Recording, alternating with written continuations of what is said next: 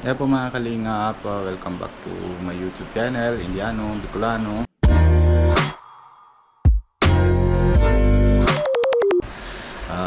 Ngayon po, may paalam po kami. May nangyari po dito sa amin sa bahay. Kumbaga pag ano dito sa birthday ni po, birthday ni Ate Pau Pau, may nangyari lang po dito sa bahay. Muntik na po, may gawa dito sa bahay, may pasok na nakatao dito sa loob ng bahay ng mga kalingap na dito po sana po pinagdaanan. Pakita ko sa inyo po mga kalingap. Buti na, salamat sa Lord, wala po naman nangyari sa masama, pero may sira lang po na ginagawa sila ng kumbaga pasok dito sa bahay. Sinasubukan lang po sila kung kaya nila pasok.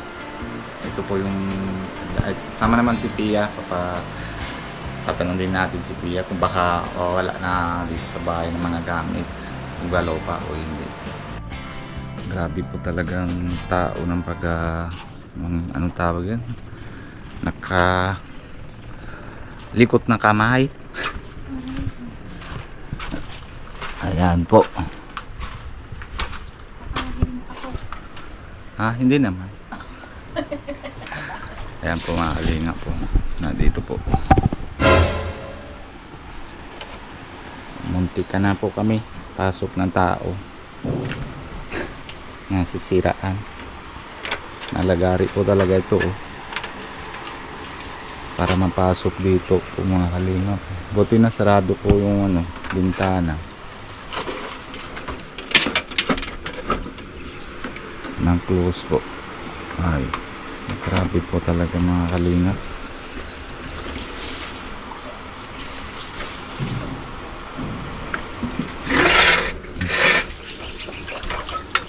Buti na ganyan po yung kalangin, kaya pero na nababali po yung grabe. Buti na hindi pasok. Wala na yata pagkuha. Makuha pa yung pabasag po to sa lamin. Grabe.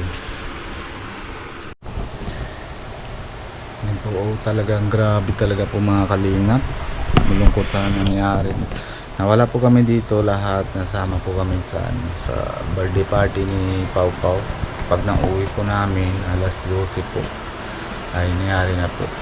Tapos yung kapitbahay namin dito, hindi naman din sila po naramdam. Wala daw siya, wala kasi na mga ingay. Kasi yung naisa lang po yung kapatid ni Pia, nasa likod na yung bahay namin, doon siya natulog sa kabila bahay. Kasi si Jan po yung bilas ko na trabaho kay Kuya Bal na yon sa project kay bahay ng gawa ng kay JP, na doon din siya natulog kasi medyo malayo, kaya hindi siya nakaya maaga pagpasok, kaya doon po siya tulog. Kaya isa lang siya babae doon, tapos doon siya tulog kay mama niya, kaya wala din tao sa bahay nila. Kaya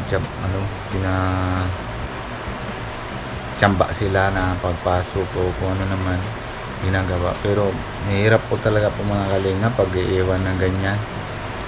Subukan ko po yan ng mga kalingap. Pag gagawin ko po yung pag medyo okay naman, medyo ayos naman sahod ko, papalagyan ko po ng grills dito sa labas po mga kalingap. Lalagyan natin grills. Ilan po bintana? 1, 2, 3, bali 4 na bintana. Ay, 1, 2, 3, 4, opo, 4 na bintana po mga kalingap. Lalagyan ko ng grills para sagrado, walang pasok. Ayun po, ay hirap. Dami pati ng mga gamit dito po mga kalingap na siyempre inaingatan po namin. Galing po naman lahat po sa sponsor, sa mga pag ganito lang ng mga nangyari ay hindi ko maintindihan kung paano ko palawanag na kay Kuya Rab o pero hindi ko pa nasabi po mga kalingap na nangyari po ito. Kasi pag birthday ni Pau Pau, kaya na busy naman sila Kuya Rab, kaya hindi pa ako nasabi sa kanila na Kuya Rap na may pasok sa nasa bahay namin. Kasi baka hindi po kami nang pinapayagan ni Kuya Rab na sunod pag ano, mga ganyan ng mga baka, ano, mga party o ano, paglabas kami na lahat. Ito mga kalingap, grabe po talaga nangyari. Pero check na po namin na lahat. Pero wala naman po ng wala po naman nagpupuha, wala man nakaw. Sibukan lang siguro may narinig sila na may tao kaya naalis na po sila. Pero yung sira na po talaga yung bintana na ginagawa. Grabe, pero malungkot din po nangyari kung makakalingap. Siyempre kasi ngayon na yung bata pinatulog namin na sa tatabi namin kasi mahirap din baka mamaya sa kabilang kwarto pinapasok kung ano hanggang hindi pa po gawa na grills po sa gabi na ano hindi pa ako nang pinapayagan na doon sila natulog. Ngayon dito naman akong tulog na minsan na sa sofa, lalo naman na yun wala na si Nico na sa Manila, nasama sila Kuya Rab napahatid sa Manila. Pero pag dito naman si Nico na dito siya nalabas ng tulog, hindi ko naman lalagyan na isang pungko mga kalingap dito sa baba para ayos na yung ano. May lagay naman po na electric fan sa taas para hindi naman kalat dito sa baba mga kalingap. Pero nabalatre ko po sa barangay pagdating po namin sa pagmaga pinagpaalblatre ko po para syempre para safety sa iba o mga kalingap, diba? Grabe talagang mga tao. Walang takot-takot sa mga tao na mga kalingap sa mga ano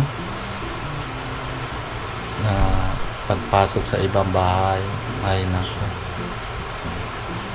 Grabe. Kahit ay pag akong nung papunta sa ibang bahay kahit basita lang pagkita namin ng isang bagay na ano kahit tingnan lang parang takot din ay hindi naman ito para sa amin, wag na naman gagalaw. Mahirap naman talaga. Grabe itong tao na ganito ng isip ay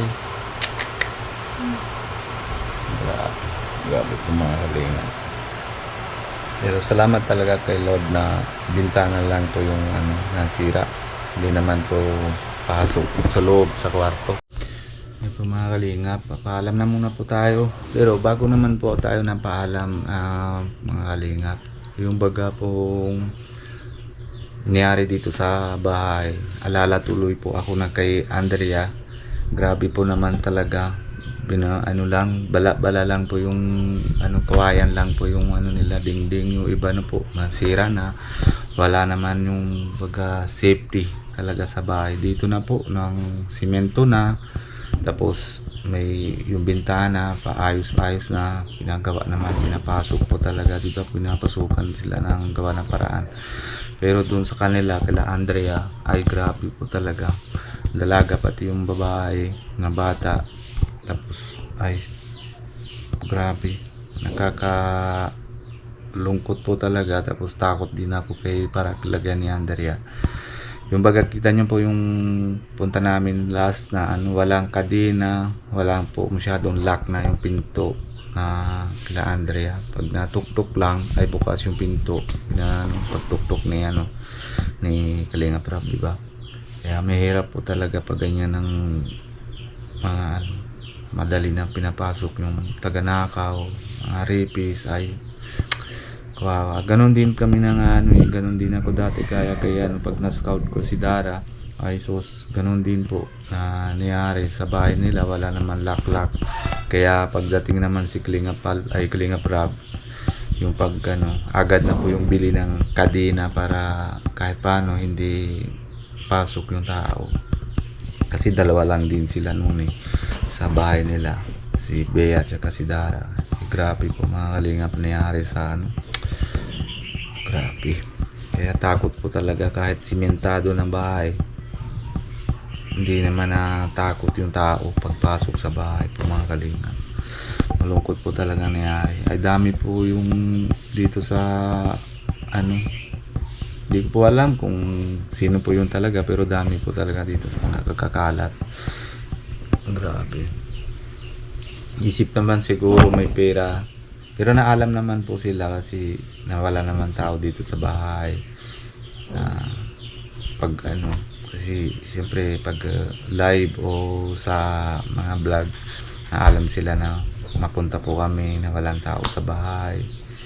Siguro yun nangyari. Kaya sunod po mga kalingap, dapat hindi po kami napapaalam na sa ano, sa vlog na alis kami, napunta kami ganyan ng ganito. Pero pwede naman pupunta kami yung paalam lang, yung maaga lang, mga araw pa. Wag nang paalam yung pag alis kami pag gabi.